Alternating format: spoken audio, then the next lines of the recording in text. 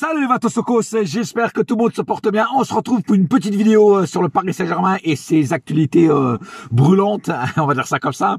On va parler de pas mal de sujets, trois en particulier. On va commencer par Mourinho au PSG. Alors je voulais donner mon avis sur Mourinho au PSG. Les rumeurs vont bon train, hein, comme on dit. Alors il y a des news qui disent qu'il va venir, des news qui disent qu'il va pas venir. Enfin bref, moi je vais donner mon avis si en cas où il viendrait. Alors Mourinho à Paris, c'est oui ou c'est non pour moi. Moi je dis c'est oui à 1 million de pourcents, frère, 1 million de pourcents. Pourquoi? Parce que Mourinho, de toute façon, il faut un entraîneur général, un coach général. Il faut vraiment quelqu'un qui ait des coronesses. Il faut un Patton, un Churchill dans le vestiaire qui sait diriger son équipe, qui sait faire les bons choix. Et Mourinho, c'est l'homme de la situation. Alors il y en a qui vont me dire oui, mais Mourinho, c'est plus le même Mourinho qu'avant, machin, patati patata. Oui, ok, il a perdu un petit peu de son étincelance, de son panache. Mais ça reste quand même un grand entraîneur, ça reste un entraîneur firme, ça reste un entraîneur qui a de la poigne, qui se laisse pas faire, que tu peux t'appeler n'importe quel joueur, tu peux porter n'importe quel nom, il va te mettre au pas. Tu comprends ça, mon frère? Il va te mettre au pas. Et si t'es pas content, tu dégages, mon frère. Et voilà, que ce soit lui, Mourinho ou un Conte aussi. Conte, c'est dans le même esprit, dans le même état d'esprit, dans la même lignée, tu vois. C'est deux coachs qui se ressemblent, un portugais et l'autre italien, tu vois. Et voilà, donc c'est un coach comme ça qu'il faut. Alors, il y en a qui vont me dire oui, mais on va s'emmerder à regarder les matchs, tu vois. Les matchs avec Mourinho. C'est comme avec Simeone, c'est des matchs toujours en défense, c'est des matchs, on s'emmerde à regarder les matchs, tu vois, il y a pas de peps, il y a pas de, tu vois, mais on s'en fout de ça, frère. On s'en fout. S'il gagne les matchs, frère, s'il gagne tous les matchs, et qui nous amène loin en Ligue des Champions, et peut-être même la gagner, nous la faire gagner. Après, on s'en fout, que les matchs soient moins percutants. Mais moi, j'y crois pas que les matchs soient moins percutants. Moi, je pense quand même qu'il y aura de l'attaque, il y aura de l'action, il y aura du fond de jeu, il y aura du bon jeu. Tu vois, faut arrêter de dire, ouais, on va s'emmerder à regarder les matchs. Mais non. Ok. Peut-être que sa tactique ne te plaît pas à toi. Mais si sa tactique montre des résultats, après le reste, on s'en fout. Tu vois ce que je veux dire? Donc, pour moi, Mourinho, c'est oui à 1 million de pourcents. Parce que voilà, c'est un coach qui... Alors, après, les amis, il faut remettre de l'ordre aussi dans certains trucs. Si Mourinho vient, il voudra les pleins pouvoirs. Si tu ne lui donnes pas les pleins pouvoirs... De toute façon, les Qataris, à un moment ou l'autre, il va falloir que vous compreniez qu'il faut donner les pleins pouvoirs aux coachs. Hein, à tous les coachs qui viennent, il faut leur donner les pleins pouvoirs. Parce que moi, je commence à croire vraiment, que les coachs, quand ils arrivent à Paris... on leur laisse pas faire ce qu'ils veulent. Et tant qu'il y aura ce problème-là à gérer, on pourra pas avancer, on pourra pas gagner le titre qu'on veut, hein, le Graal, hein, la Ligue des Champions, parce que voilà. Donc il faut laisser travailler les coachs, il faut les laisser surtout recruter les joueurs qui veulent et pas choisir. Tiens, je vais te prendre celui-là parce qu'il a un nom, je vais te prendre celui-là parce qu'il a un autre nom. Non. Le coach arrive, le coach, c'est lui qui décide. Je veux celui-là, tu vas m'acheter celui-là. Je veux celui-là, tu vas m'acheter celui-là aussi. Voilà. Même si c'est pas des noms claquants, on s'en fout. Parce que je sais que les Qataris, eux, ils veulent des noms claquants pour leur marketing. Mais arrêtez de penser au pognon et au marketing et faites aussi le sportif. Tu vois ce que je veux dire? À la rigueur, tu prends un nom. Je sais pas, par exemple, là, on entend parler de Harry Kane. Ouais, Harry Kane, bon, ils avaient dit qu'ils arrêtaient bling bling. Harry Kane, c'est quand même du bling bling, hein, quand tu vois quand même. C'est quand même du bling bling. Mais c'est quand même moins étincelant que les Messi, les Neymar et tout ça. Donc moi, si Mourinho vient à Paris, il faut lui laisser plein pouvoir, il faut le laisser travailler. Parce que si tu le bloques sur certains trucs, déjà, il va pas accepter. Et à un moment, un moment l'autre, il va péter le plomb, il va vouloir se barrer. Et ça ne sert à rien d'aller chercher un grand entraîneur avec un grand nom, que ce soit Mourinho, que ce soit Conte, que ce soit Ancelotti, que ce soit n'importe qui, Klopp, Pep ou n'importe quel grand entraîneur, si tu le laisses pas travailler comme il veut. Voilà. Donc le Paris Saint-Germain, la direction du Paris Saint-Germain et surtout les Qataris, que ce soit Nasser ou même l'émir, ils doivent comprendre, oui, vous êtes les patrons du PSG, vous êtes les propriétaires du PSG, mais il y a des trucs que vous devez comprendre. Le coach, alors on lui donne pas d'ordre. Le coach, on les touche pas. Le coach, on le laisse travailler tranquillement. Et le coach, on le laisse choisir les joueurs avec qui il veut travailler et avec qui il sait qu'il va faire une équipe comme il faut pour pouvoir remporter pas juste la Ligue des Champions, la Coupe de France, la Ligue 1, tout ça, tu vois, le championnat de France, tout ça. Voilà. Parce que il faut un coach c'est sur lui le dirigeant du vestiaire et non pas lui qui soit la marionnette des Qataris. Tu vois ce que je veux dire? Le vent souffle à droite, parce que les Qataris disent le vent souffle à droite, il faut que tu ailles à droite. Bah non. Mourinho, lui, voudra aller à gauche, pas à droite. Tu vois ce que je veux dire? Voilà. Donc, si Mourinho vient, et j'espère qu'il viendra, je vous dis franchement, laissez-le travailler et donnez-lui les pleins pouvoirs. Pareil pour Zidane, si c'est Zidane, il voudra les pleins pouvoirs. Ces coachs-là, ils veulent les pleins pouvoirs. Ils travaillent pas sous les ordres de A ou B ou C ou Pétanchnock ou Bozo le clown, tu vois ce que je veux dire, hein? Voilà, ou Casimir. Non, c'est lui qui commande dans le vestiaire. C'est tout. Et moi, je veux ces joueurs-là, je veux ces joueurs-là. C'est tout. Si tu comprends pas ça, lâche l'affaire. Change de sport, tiens, Nasser, t'es pro de tennis, toi, va faire du tennis, hein, frère, ou du golf, ou je sais pas quoi. Mais laisse ça à des gens qui comprennent le foot, tu vois. Voilà. Maintenant, parlons de la Ligue 1. Alors, je vois certains supporters qui banalisent le titre, le 11e titre qu'on va avoir de Ligue 1. Il y en a plein qui disent ouais, tu vois, mais Lens mériterait de gagner le championnat, on a été pourri cette année, batati patata, on mérite pas le titre et je sais pas quoi, bababa. Je suis pas d'accord avec vous les mecs. Je suis pas du tout d'accord avec vous. Alors OK, il y a un truc où je suis d'accord avec vous. L'année a été pourrie. On s'est fait chier toute l'année à avoir des matchs de merde, des matchs vraiment poussifs, des matchs où on préférait être ailleurs que devant la télé. C'est vrai qu'on a vraiment vu des matchs des joueurs qui s'en foutaient, qui s'en balèquent. Tu vois ce que je veux dire? Voilà. Là-dessus, je suis d'accord avec vous.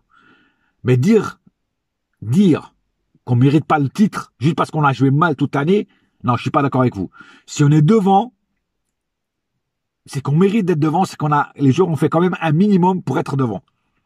Alors oui, on est sorti très vite de la Ligue des Champions. Oui, on a perdu la Coupe de France. Oui, tout n'a pas été parfait. On a plus eu de trucs négatifs que de trucs positifs. Mais ça reste un titre. Et on a un record à aller chercher. 11e titre pour le Paris Saint-Germain. C'est pas rien. Tu vois? Et autre chose, quand je parle de record, il y a un autre record qui est là. On est le club quand même, ça t'est, je crois que jamais arrivé. Le club a été premier de la première journée jusqu'à la dernière journée. Il n'a jamais quitté la place de leader.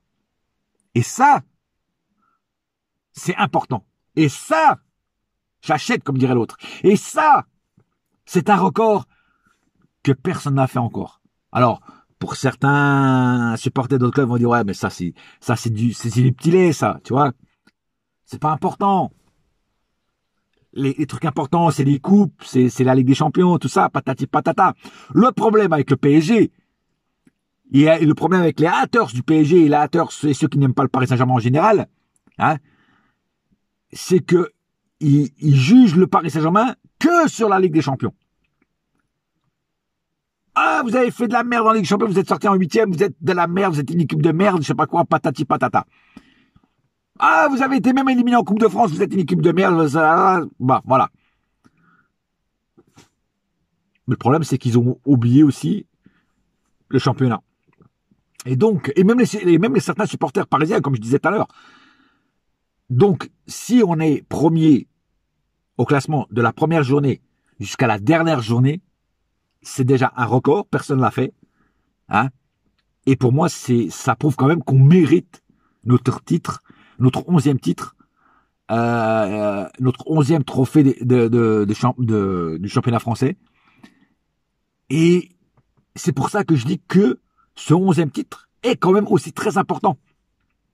Tu vois ce que je veux dire? Mbappé est le meilleur buteur de l'histoire du Paris Saint-Germain.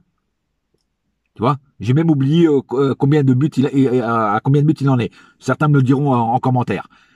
Mais pour moi, ce 11e titre, même si on a une année de merde, avec des matchs de merde, est très important. C'est un championnat de plus remporté, c'est un trophée de plus dans la vitrine. Et sur tout ça, on a des records, encore nos records à nous. Certains, pour les Marseillais, c'est pas important, pour d'autres, c'est pas important. Mais pour moi, comme supporter et comme vrai supporter du Paris Saint-Germain, ce 11e titre, même s'il a un petit peu moins de saveur que les autres, est quand même un 11e titre important, un titre important, un trophée important. Il ne faut surtout pas dézinguer et banaliser ce 11e titre. Pour moi, il est important comme les autres. Voilà. Même si on a eu une année, une saison de pourri jusqu'à l'os, mais pour moi, c'est quand même très important de gagner ce 11e titre. Voilà. Alors, je sais pas vous me direz en commentaire, mais pour moi, c'est important. Voilà. Et je sais, vous allez me dire, oui, mais tu vois, c'est une année où on s'est fait chier, patati, patata. Ok, je suis d'accord avec vous.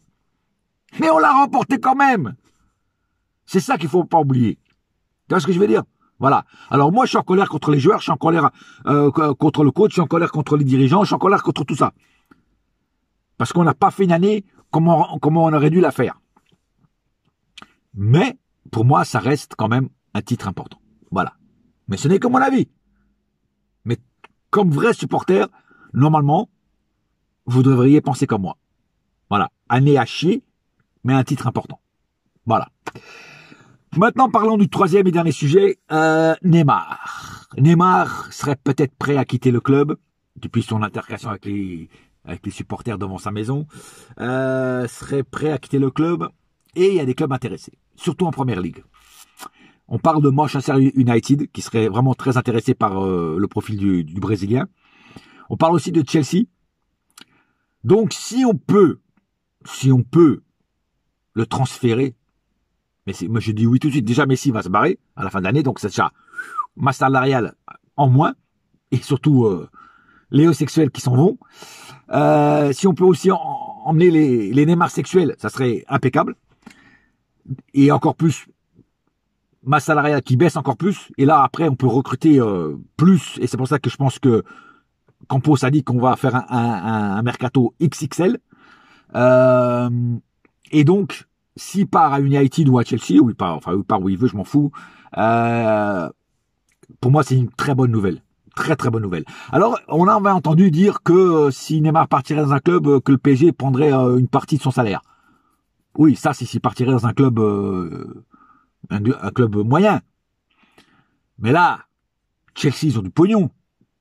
Manchester United, ils ont du pognon. Il y a même Newcastle, je crois, qui serait intéressé aussi par le profil du Brésilien. Ils ont plein de pognon.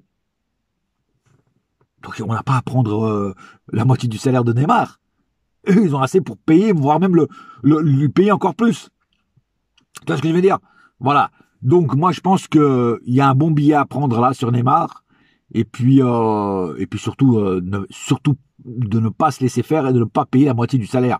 Surtout si c'est ces trois clubs-là que je vais dire. Par contre, si c'est d'autres clubs qui ont moins de thunes, là, on peut faire un effort et même comme ça, on n'aurait pas dû faire des efforts. Mais bon, si c'est seulement à s'en débarrasser, on s'en débarrasse comme ça, tu vois. Mais les trois autres clubs là que je viens de dire, ça, il y a pas moyen, frère. Tu payes son salaire, hein. Vous avez l'argent pour ça, voilà. Bref, en tout cas, c'est une bonne nouvelle, mais bon, c'est pas encore fait. Moi, j'y croirais que quand je le verrai en Angleterre en train de signer son contrat, dire Neymar, c'est officiel, il est à United ou il est à Chelsea ou il est à Newcastle, voilà. Là, je dirais, oh putain, on revient de loin là, mes frères, on revient de loin. On s'est enfin débarrassé du caillou, du gros caillou. C'est même pas un caillou, c'est un rocher dans la chaussure, frère. Ah ouais, là, mais là, c'était pas un caillou dans la chaussure, c'était un éboulement, frère. Tu vois ce que je veux dire? Voilà. Donc oui, ça serait une super bonne nouvelle. Voilà. Donc si, à la fin de saison, il reste 2 matchs, si à la fin de saison, on peut se débarrasser de Messi et de Neymar, pour moi, c'est le cadeau de Noël avant Noël. Voilà. Mais on verra, on va attendre pour pouvoir et on verra. Mais en tout cas, j'espère vraiment que ça se fera parce que non, Neymar, j'en peux plus. Messi, j'en peux plus. Voilà, il faut recruter des autres joueurs, des autres, des mecs qui en veulent sur le terrain. Voilà, comme des Bernardo Silva, on en parle beaucoup aussi de Bernardo Silva, de Skriniar, enfin de pas mal de monde, voilà, et j'espère que ça se fera. Ah, je voulais dire aussi un petit mot. Ça sera le quatrième sujet, dernier sujet. Normalement, c'était pas prévu, mais bon. Sur la prolongation de Marquinhos. On m'a dit d'en parler, donc je vais en parler. Qu'est-ce que je pense de la prolongation de Marquinhos? Eh ben, je pense que c'est une grossière erreur de prolonger Marquinhos. Voilà. Marquinhos, en plus, jusqu'en 2028, frère. C'est-à-dire qu'on est en 2023, il est prolongé jusqu'en 2028. Donc ça veut dire en fait qu'il finira sa carrière pratiquement au Paris Saint-Germain. Pour moi, c'est la plus grosse erreur. En fait, le PSG fait des erreurs, il continue à faire des erreurs. C'est-à-dire que les erreurs ne leur servent pas de leçon. C'est incroyable. C'est incroyable. Non. Le mec, il est pourri jusqu'à là. C'est plus le même Marquinhos. Tout le monde le dit. Il est plus le Marquinhos qu'il était quand il y avait Thiago Silva et quand il est arrivé au Paris Saint-Germain avec la rage de vaincre. C'est plus le même. Et je pense qu'on le retrouvera plus. À moins qu'il change et à moins qu'il se remette en question. Mais là, c'est une erreur de le prolonger, frère. C'est une erreur monumentale. Je l'ai déjà dit, je répète, tous les joueurs qui ont souffert la remontada doivent partir. Il reste encore Marquinhos et Verratti. Verratti, c'est pareil. Moi, je pense la même chose. Verratti, c'est arrivé, encore là, il sera pas là encore, enfin, il a pas été là le match dernier, je sais pas quoi. Enfin, bref. Le mec, il est jamais là aussi. Tu vois ce que je veux dire? Il a une vie de merde aussi. Un peu comme Neymar. Donc, à un moment ou à un autre, Verratti et Marquinhos, il faut les dégager. Apparemment, Marquinhos encore eu le choix de rester. Ils lui ont encore donné des tickets gagnants pour gagner au loto parce que là il a été prolongé, il a sûrement été aussi revalorisé aussi sur son salaire. Hein. Ça c'est sûr et certain, ils l'ont pas dit, mais c'est sûr et certain que le salaire a été revalorisé aussi. Hein. Faut pas se voiler la face les mecs. Hein. En général quand tu prolonges, t'as le salaire qui va avec. Hein. Voilà. Enfin bref. En fait, pour moi, c'est une grosse erreur. Moi, j'aurais été les dirigeants du PSG, je l'aurais pas prolongé. Hein. J'aurais ou vendu ou alors fini ton contrat et tu dégages. Voilà, parce que non, c'est Marquinhos, c'est une passoire. Et j'espère que le nouveau coach qui arrivera, et si c'est Mourinho ou que ce soit quelqu'un d'autre, qui va lui enlever le brassard de capitaine. Il n'a pas le caractère et les cojones pour être capitaine du Paris Saint-Germain. Voilà, je le dis franchement. Et je pense qu'il y en a pas mal qui sont d'accord avec moi. Le meilleur capitaine avec les joueurs qu'on a en ce moment, hein, le meilleur capitaine pour moi, le mec qui serait totalement fait pour être capitaine du Paris Saint-Germain et surtout qu'il a déjà été capitaine au FC Porto. Et t'es pas capitaine pour rien quand t'es au FC Porto, hein, voilà, parce que c'est un club quand même qui est sérieux. C'est Danilo. Danilo Pereira, c'est le mec, je sais pas si vous avez vu, il a la grinta, c'est un soldat, il gueule sur tous les joueurs, il gueule sur Messi, il gueule sur Neymar, je l'ai vu gueuler sur Messi, sur Neymar, sur tout le monde, frère. Et lui, il a peur de personne. Voilà. Et c'est un soldat. Tu vois ce que je veux dire? Donc, pour moi, le meilleur capitaine, ça serait lui à mettre. Ça serait lui, le meilleur capitaine. Et pas Marquinhos. Voilà. Après, je sais que Nasser, tout ça, ils aiment bien Marquinhos, donc ils vont le laisser capitaine. À moins que un coach comme Mourinho arrive, qu'il ait les pleins pouvoirs et que c'est lui qui décide de tout. Et là, je pense qu'il y aurait des changements. Je ne pense pas que Mourinho laisserait Marquinhos comme capitaine en sachant et en regardant les matchs qu'il fait. Je pense, hein. Après je peux me tromper. Mais je pense qu'il changerait de capitaine. Et il mettrait peut-être pas Danilo non plus. Mais il mettrait sûrement quelqu'un qui a de la poigne. Qui doit dire les choses quand il doit les dire. Et je pense qu'il choisirait un joueur comme ça. Voilà. Voilà, c'est tout pour l'instant. Tout ce que je viens de dire, ce n'est que mon avis. Voilà, vous n'êtes pas obligé d'être d'accord avec moi. Mais je pense que ceux qui ont un petit peu de jugeote comme moi, hein, sans m'envoyer des fleurs, pensent la même chose que moi. Voilà. En tout cas, j'espère que cette petite vidéo vous a plu. En attendant, un seul cœur, un seul club, c'est Paris ma gueule, yes my friend, et la saga continue. Allez.